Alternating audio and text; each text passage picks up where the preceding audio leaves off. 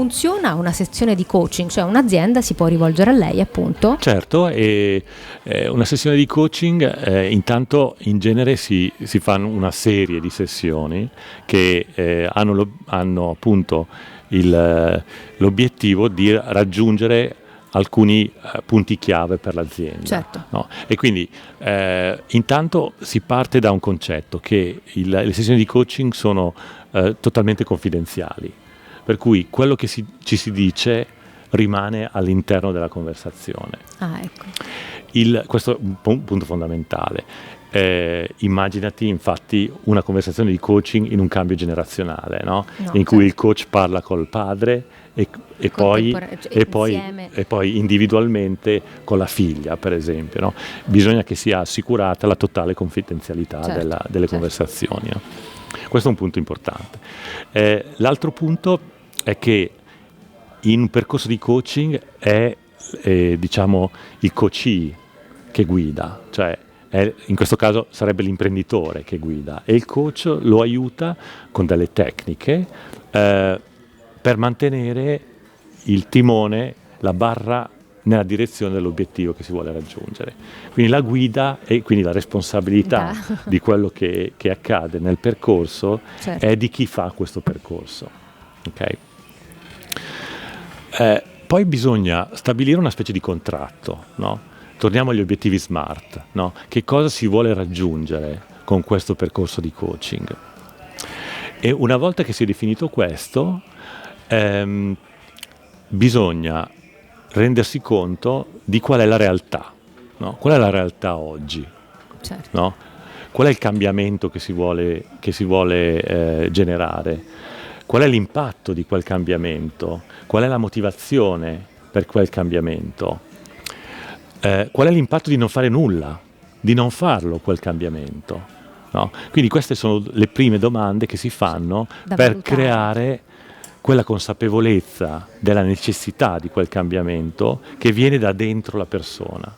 No? E quindi bisogna scavare dentro la persona perché la persona capisca il perché profondo della necessità di quel cambiamento. Certo, per quanto sono poi argomenti delicati, assolutamente importanti, cioè vanno veramente sviscerati e quindi andare a toccare delle corde anche molto private, molto personali. Immagino, no? Esatto. Quindi il primo punto è la realtà. Qual è la realtà e perché si vuole cambiare la realtà? La seconda fase è quella del sogno. No?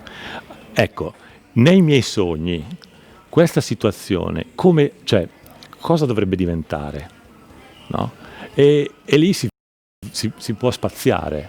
Certo, no? Lì e lì è diciamo il momento in cui si definisce la visione, no? di la visione del cambiamento.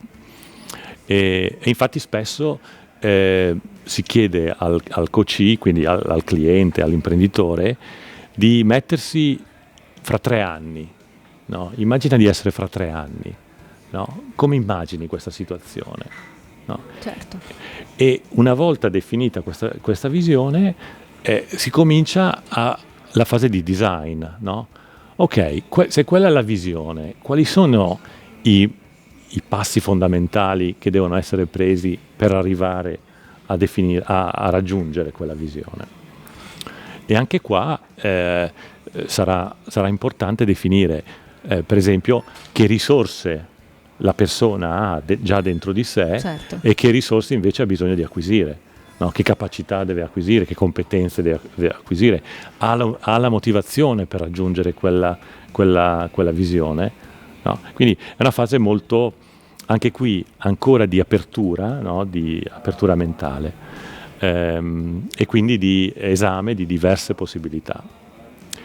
E invece l'ultima fase è quella del cosiddetto deliver, no? Cioè la fase di definizione puntuale del piano d'azioni che verrà svolto da domani, no?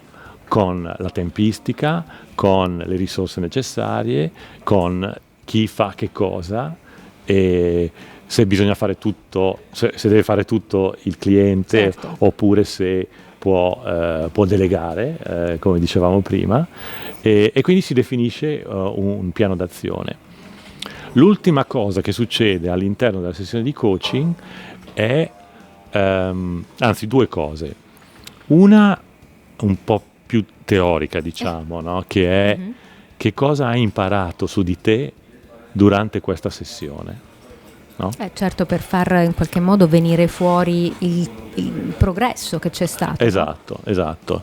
E la seconda è come posso io, coach, aiutarti a darti supporto nella fase di implementazione del tuo piano d'azione.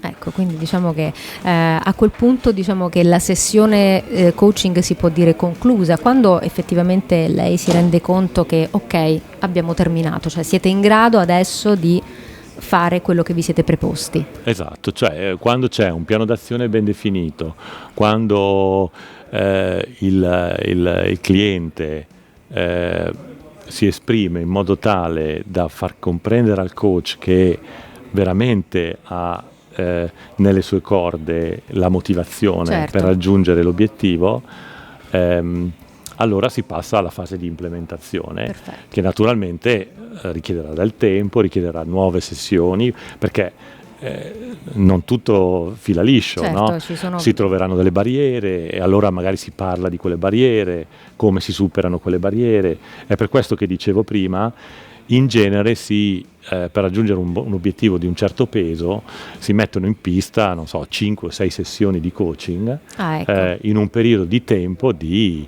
3-4 mesi a seconda, certo, della tipologia di obiettivo che il cliente vuole raggiungere. Tra l'altro ci sono molti studi che dimostrano che avere un coach in azienda, anche per periodi brevi di tempo, cioè non è necessario avere un coach fisso, a tempo pieno, no, può fare degli interventi molto mirati che in genere hanno un ritorno sull'investimento molto elevato, perché toccando le corde della motivazione naturalmente, certo, hanno un impatto sulle prestazioni delle persone e quindi sulle prestazioni dell'azienda.